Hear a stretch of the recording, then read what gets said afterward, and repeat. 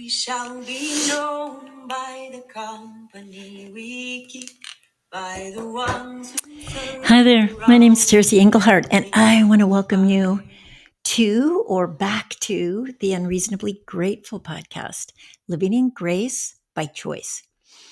So I especially want to reach out to a dear friend I know that is newly listening, who actually doesn't listen to podcasts and is trying to figure out how to fit it in.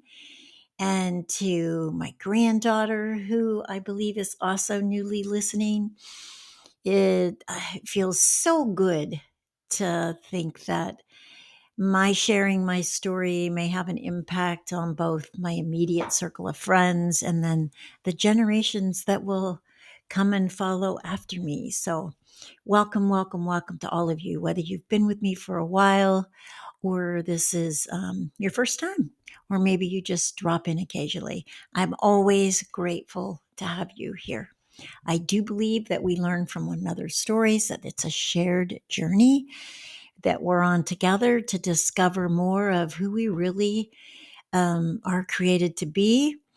And how do we begin to access that and live that out in our day-to-day life? So I still do individual sessions. If Tuesdays don't work for you, just reach out to me and perhaps we can schedule something else. Somebody did recently and we worked that out. So I love sitting with you. I love reflecting back to you what I see and hear. And I know now, after a few years of doing this, that it's usually a brighter, more optimistic, more encouraging and inspiring view of yourself than the one that you live with. So I love doing that. If that's something you're interested, you can sign up on tercyengelhardt.com. Okay, I'm probably going to end up doing a couple episodes on this because it's just more than I can fit into my commitment to stay under 10 minutes so that it's easy to listen to.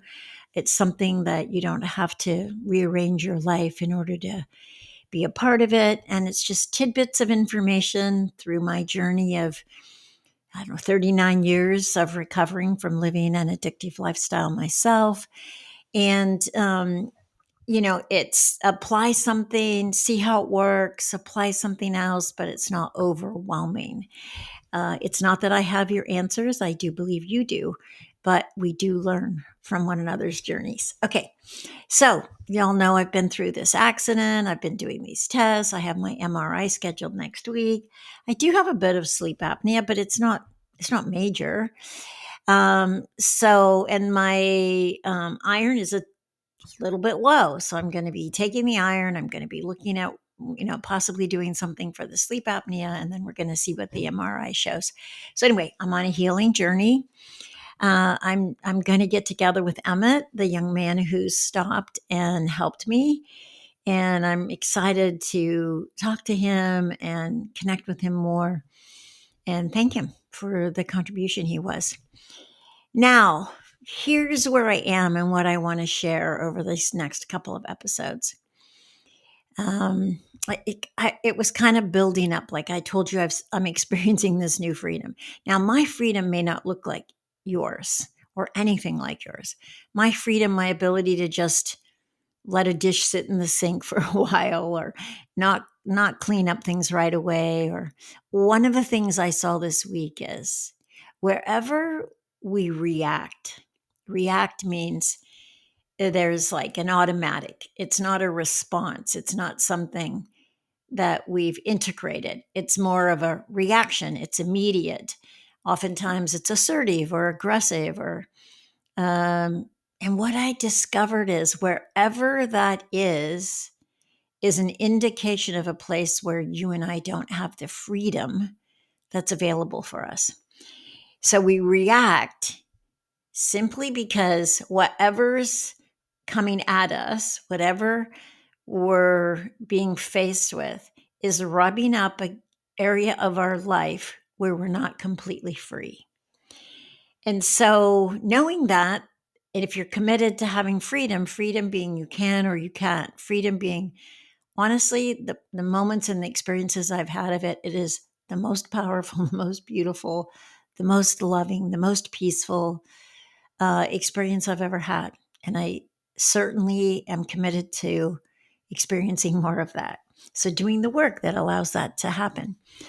So, again, let me just say that again. Take a look this week and notice whenever you react, that kind of automatic pushback to whatever it is that's coming at you or that you're addressing.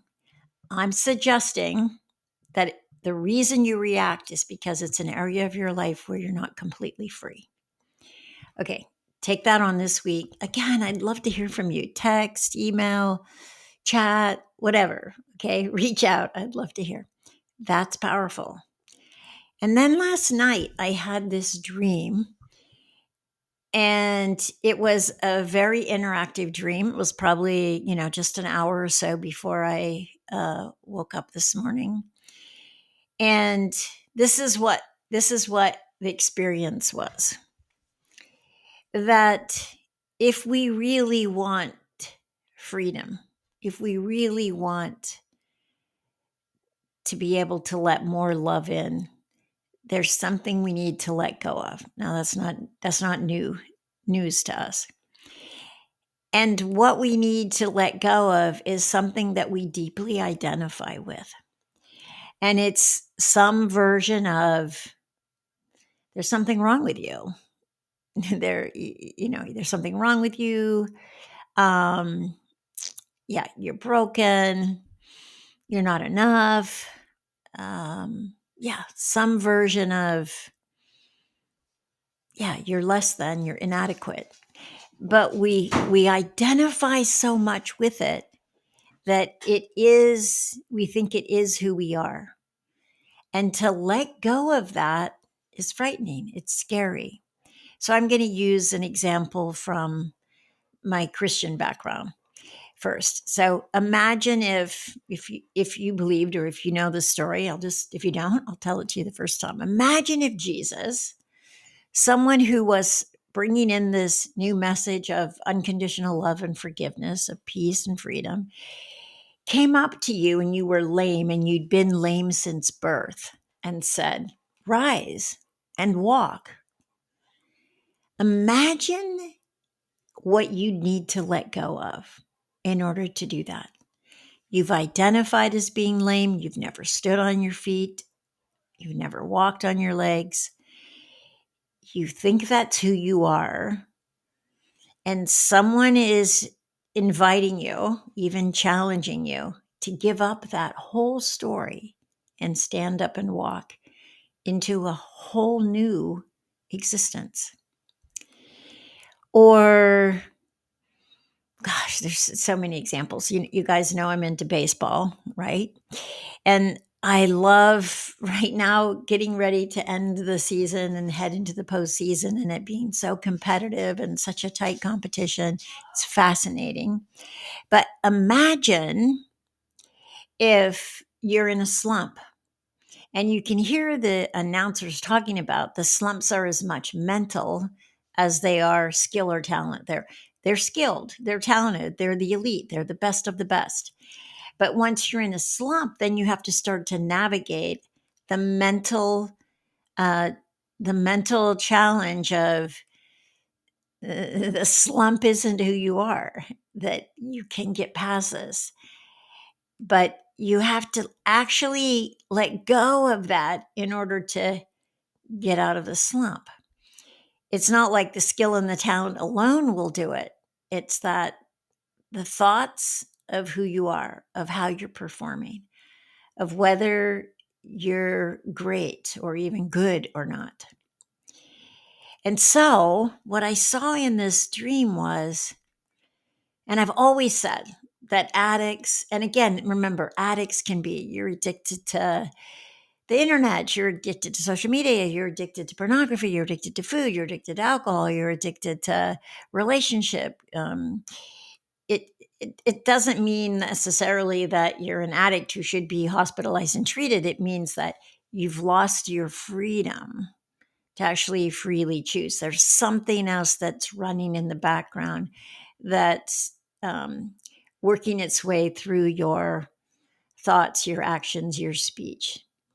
And you probably have become someone who manipulates your life through those or around those with yourself and other people. Anyway, in order to step more fully into letting more love in, we actually have to let go of who we identify as. And the risk of that is that being loving, being fully embodied in love is a big responsibility. And I saw how all what you might call evil, all anger, all war, all devastation, all inadequacy expressed out into the world comes from that place of some version of there's something wrong with you, you're not enough. That's how that expresses out in the world. And to let love come in and heal that and be more fully embodied with love would mean being responsible for expressing love as an expression of who you are everywhere, always. Not just when it's easy or just when you feel like it. To be that much love is a big responsibility.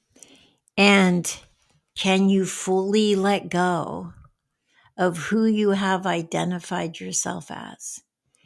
Can you let love come in and heal that and step into that new identity as an expression of love? So that's what I want you to look at this week. That's what I'm looking at. I'm still looking at it. And then next week I'll tell you another part of this dream, but look and see, what would you have to exchange? What would you actually have to give up? What have you come to believe is true about you? So long that you've just identified, you think it's who you are, and you live from that place, but it's not. It's not who you are. It's not who you were created to be. And so see if you can identify, what would you have to give up? And see if you can identify what's in the way of that. What would have you not give that up? Why would you resist letting more love come in and heal that place in you and have you step more fully into being an unconditional expression of love in all ways, in all areas of your life? Okay? So that's the work I want us to do this week together. And then next week we'll come together and talk a little bit more about what that might look like and how we might be able to get there and stay there, because I believe that you can. I'll be here next week, and I look forward to seeing you then. Have a beautiful week, embracing who you truly are.